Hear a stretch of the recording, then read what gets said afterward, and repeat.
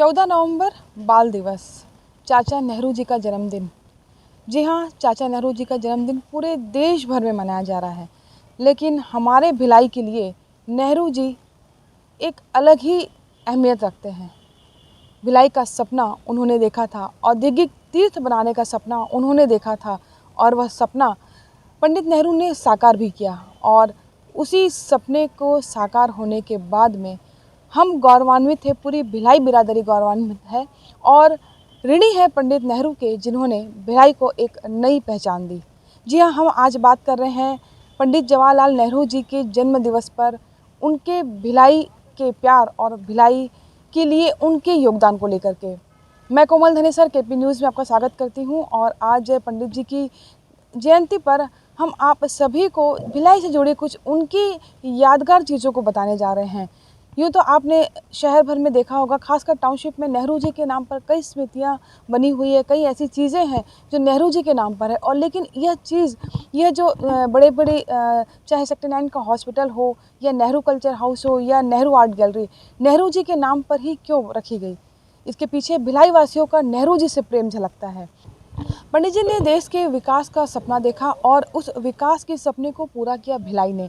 1955 में सोवियत, रूस और भारत के बीच में समझौता हुआ 10 मिलियन टन हॉट मेटल को लेकर के। उस समय जगह तय नहीं थी कि स्टील प्लांट कहाँ लगेगा। प्रधानमंत्री जवाहरलाल नेहरू जी ने के मन में भिलाई को लेकर के पहले ही स्थिति साफ थी और वह चाहते थे कि यह प्लांट भिलाई में लगे। लेकिन इसी बीच आंध्र प्रदेश, महाराष्ट्र सहित कई अन्य राज्य इस मुहिम में लगे रहे कि यह प्लांट उनके यहाँ लगे, क्योंकि रूस के साथ में यह मिलकर प्लांट लगाया जाना था और यह प्लांट उस राज्य के विकास की एक महत्वपूर्ण भूमिका निभाता। 2 फरवरी 1955 को समझौता हुआ और 6 फरवरी को भिलाई के नाम पर मोहर लग गई। यह पंडित जी की ही देन थी कि भिलाई एक औद्योगिक तीर्थ के रूप में उभर कर सामने आए। नेहरू जी ने भिलाई में 3 यात्राएं की थी और वह 3 यात्राएं उनकी काफ़ी यादगार रही। पहली यात्रा उन्होंने 1957 में की थी, जब उस दौर में प्लांट के बनने की शुरुआत हुई थी और उस वक्त सेक्टर 1 के कुछ क्वार्टर बने हुए थे और 32 बंगले में कुछ बंगले बने हुए थे। उस वक्त सर्किट हाउस नहीं था, तो पंडित जी यहाँ पर 32 बंगले के बंगले नंबर 2 में रुके। उनके साथ बर्मा के प्रधानमंत्री ऊनू भी साथ में थे और साथ में उनके नाती राजीव गांधी, जो उस वक्त मात्र 14 वर्ष के थे, साथ में रुके। वो यहाँ पर आए, उन्होंने सेक्टर 1 के क्वार्टर को भी देखा कि लोगों के रहने के लिए कैसी व्यवस्था है। उसके बाद वो प्लांट अंदर गए। प्लांट में जब काम शुरुआती दौर में था और उन्होंने प्लांट की गतिविधियों को भी देखा। इसके बाद लगातार वो भिलाई को लेकर के इतने गंभीर थे, भिलाई इस्पात स्टील प्लांट को लेकर के, कि हर शनिवार ठीक रात 8:30 बजे वह यहाँ के जो उस वक्त जनरल मैनेजर हुआ करते थे, उनसे रोज़ हर शनिवार रात 8:30 बजे एक रिपोर्ट लेते थे, प्रोग्रेस रिपोर्ट। वो उनका रूटीन बन चुका था। इसके साथ साथ में भिलाई स्टील प्लांट के साथ साथ में दुर्गापुर प्लांट की भी वो जानकारी लिया करते थे। 1957 के बाद दूसरी बार पंडित जी 27 अक्टूबर 1960 को भिलाई पहुँचे। उस वक्त रेल मिल का उद्घाटन होना था और उनके हाथों रेल मिल का उद्घाटन हुआ। उस दौरान वे ट्रेन से यहाँ पहुँचे थे, राउल किला होते हुए यहाँ आए हुए थे। उस वक्त भी उन्होंने भिलाई को बहुत करीब से जाना और बहुत करीब से देखा।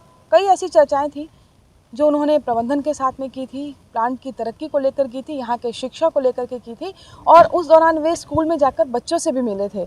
पंडित जी ने भिलाई की आखिरी यात्रा 1963 में की थी। 15 मार्च का दिन था और वो यहाँ पर आए हुए थे। उसके करीब 2 से 3 महीने बाद पंडित जी का निधन हो गया था और वो उनकी आखिरी यात्रा थी पंडित जी की। और पंडित जी ने अपनी आखिरी यात्रा के दौरान अपने लंबे चौड़े भाषण में काफ़ी चीज़ों को बताया था, कि उन्होंने बताया था कि किस तरीके से देश आगे बढ़ रहा है, औद्योगिक तीर्थ के रूप में भिलाई अपनी कैसे पहचान बना रहा है और आने वाली पीढ़ी भिलाई स्टील प्लांट की वजह से एक नए सपनों को देखेगी। वो सपना भी साकार हुआ। आज भिलाई स्टील प्लांट में करीब चौथी पीढ़ी काम कर रही है। अपने अच्छी शिक्षा, अच्छे खेल, अच्छे माहौल और अच्छे सांस्कृतिक परिवेश में भिलाई पूरे विश्व में अलग पहचान बना चुका है।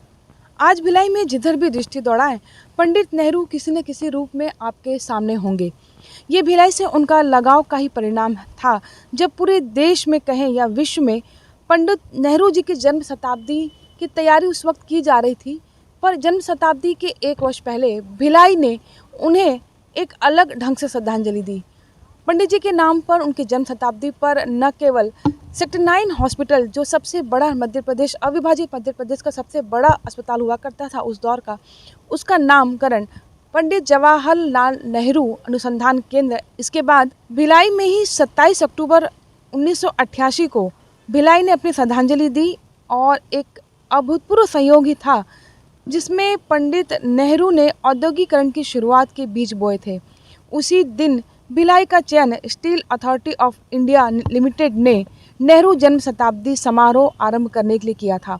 27 अक्टूबर को इस आयोजन करने के पीछे का एक महत्वपूर्ण कारण यह भी था कि पंडित नेहरू ने अपने दूसरे भिलाई प्रवास के दौरान 1960 में इसी दिन भिलाई इस्पात संयंत्र की रेल एवं स्ट्रक्चर मिल का औपचारिक उद्घाटन भी किया था। भिलाई स्टील प्लांट ने अपने अनेक कार्मिकों की स्मृति में रेल एवं स्ट्रक्चर मिल के उद्घाटन के समय पंडित नेहरू के भिलाई प्रवास की मधुर स्मृतियां आज भी सुरक्षित रखी हैं।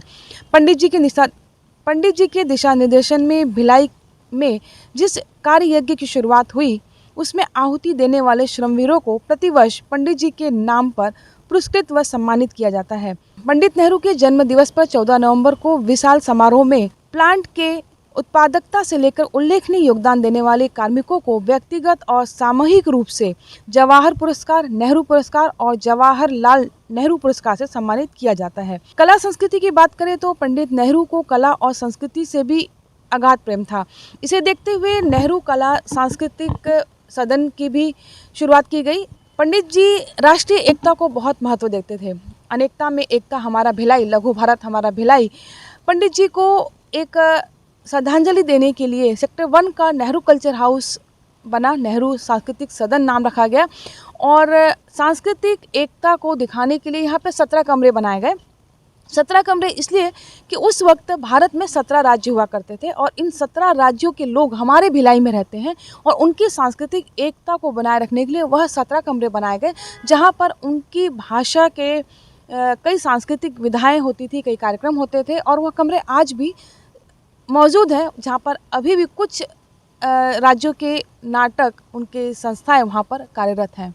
नेहरू सांस्कृतिक सदन के साथ साथ में चित्रकला और विभिन्न कलाओं को प्रदर्शित करने के लिए सिविक सेंटर में नेहरू आर्ट गैलरी भी बनाई गई, जो नेहरू जी की याद में बनाई गई।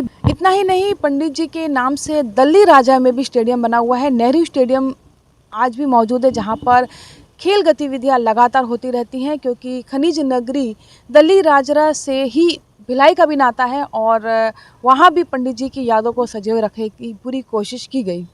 भिलाई के जहन में पंडित जी की स्मृतियां हमेशा ताज़ा रहेंगी, क्योंकि भिलाई से उनका नाता कोई छोटा मोटा नहीं रहा। आज पंडित जी के योगदान की वजह से हमारा भिलाई बन पाया है और भिलाई में पंडित जी की इन स्मृतियों को संजोने की एक जिम्मेदारी हमारे वरिष्ठ पत्रकार जाकिर हुसैन जी ने ली थी। और वोल्गा से शिवनाथ तक की उनकी किताब में आप पंडित जी की सारी स्मृतियों को और उनकी हर एक पल को यहाँ आकर के उन्होंने क्या चीज़ों को बारीकी से देखा, उन्होंने किन किन चीज़ों पे खास फोकस रखा, वो सारी चीज़ें आपको इस किताब में मिल जाएंगी। हमारी छोटी सी कोशिश है कि हम भिलाई की कहानी को आप तक केपी न्यूज़ के माध्यम से पहुंचा सके। फिलहाल इस एपिसोड में इतना ही। गौकर निषाद के साथ कोमल धनेश्वर को इजाज़त दीजिए। नमस्कार। न्यू वीडियोस के अपडेट पाने के लिए सब्सक्राइब करें केपी न्यूज़ को और बेल आइकन को दबाएं।